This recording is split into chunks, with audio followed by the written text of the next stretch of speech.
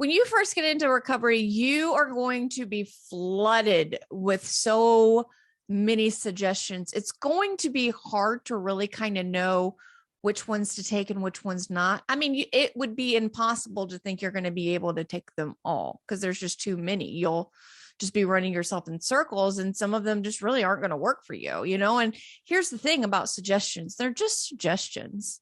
And here are like the 4 kind of non-negotiables that if you follow these 4 things, everything else is up for discussion.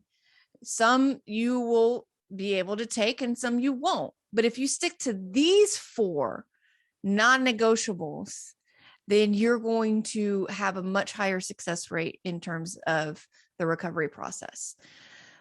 The first thing is, it is really important, and I cannot stress this enough. I don't care if you're in a 12-step or whatever recovery process, groups are important. Connection is important. These things are really important. And I know this really makes us uncomfortable, especially as introverts, because we don't particularly like peopling. And when we go over into group settings and meetings and whatnot, that can be really overwhelming. And this is where we have to embrace the uncomfortable and really start working within ourselves to like manage ourselves through it and not just discount it, because there is just something to be said. And I can go into the science, I can go into the beliefs, I can go into all of those things. I'm not going to do that in this video, but it is really important that groups are a part of this. And so maybe you need help learning how to navigate that part, but it's important to remain in the group setting and stuff like that. So keep going to groups and connecting with people that way. Connection is important. I can't stress that enough. Also, get a recovery mentor, AKA like a sponsor, if it's part of the 12 steps, right? It's really important that you can discuss with someone that knows you really well or gets to know you really well, that you build trust with. This is a great way to build relationships. This a lot of times is one of our first healthy relationships that we learn how to develop. It can be a foundation. We learn how to trust someone else. Look, you may pick a recovery mentor and they may not turn out to be what you're looking for. And then you go find another one, right? I mean, there is a little bit of a dating process in finding this, and that's okay. But it is important to have one, because you will want to work through and run through with one person all of the different suggestions that you're going to be hearing. You're going to want to have someone you can talk to through your different ideas. Sometimes we have really good ideas. Sometimes we have really bad ideas. And it's really good to have someone we can work through and figure out, is this a good idea or a bad idea? Because the distinctions aren't always very clear to us. So this is a really important thing. It's also really important that you have someone that can guide you through a lot of the challenges you're going to be facing, period. They can also help teach you how to navigate through the group settings, which as introverts makes us really, really uncomfortable.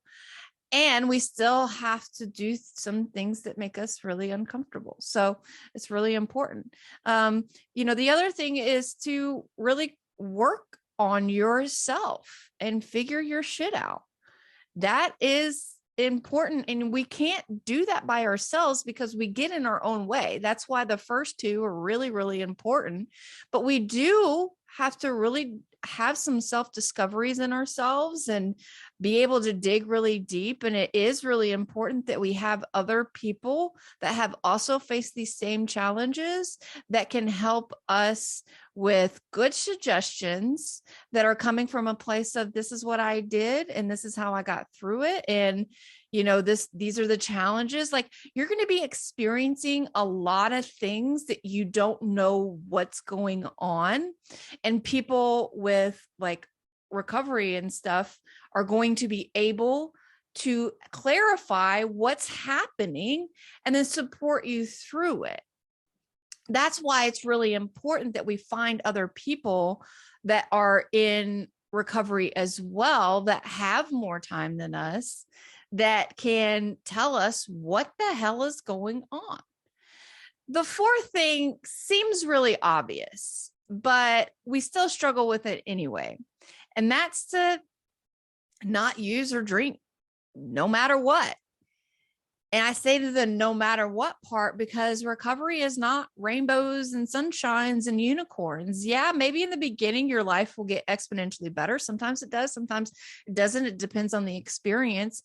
It's really, really uncomfortable, but there's going to always be these like moments in your recovery where you're going to question whether you're going to question if this is what you really want in life. You're going to question if this is working for you. You're going to have a lot of questions. You're going to be faced with, maybe you're asking yourself, but like I kind of like when I go out into social situations, it really does help, especially as an introvert, to, have a glass of wine and get me to open up a little bit. Right.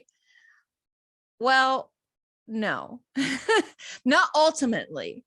Right? Like we know how that plays out. And so we will have many, many moments where, even me, it's like I have found myself literally in the fetal position, crying. I always thought that was a metaphor until I actually found myself in the fetal position on the floor. And I'm like, oh, that's not a metaphor. That's a real thing. It may happen. And if we can work through those periods of our life where things get really, really hard, it's actually really helping us build our confidence. It's helping us build our strength. And so when we really work through those periods where there's going to be some tough times, maybe you lose someone that you really, really care about, if we can really work through that, it's going to really serve you very well in the long run. So I think it's really important for us to not quit, right before good things start really happening, because it's usually on the other side of that where things become a lot more clear and things get a whole lot better.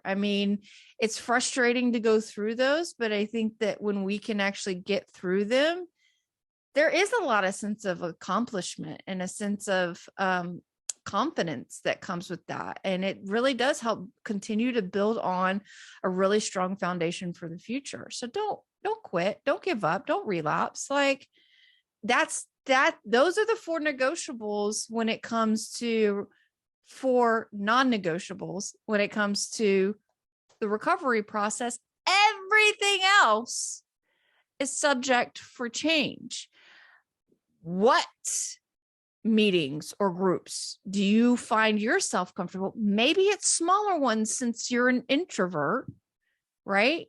Go find the smaller, more intimate ones. There's no reason to, subject ourselves always to the 90 people groups if that's not, what's helpful. But I do think, it's really important, but it is, just you follow those four non-negotiables and everything else is is up for discussion. Not that those are the only things that you have to do, but that's your base. That's your base to decide, what suggestions you are going to take, what's going on.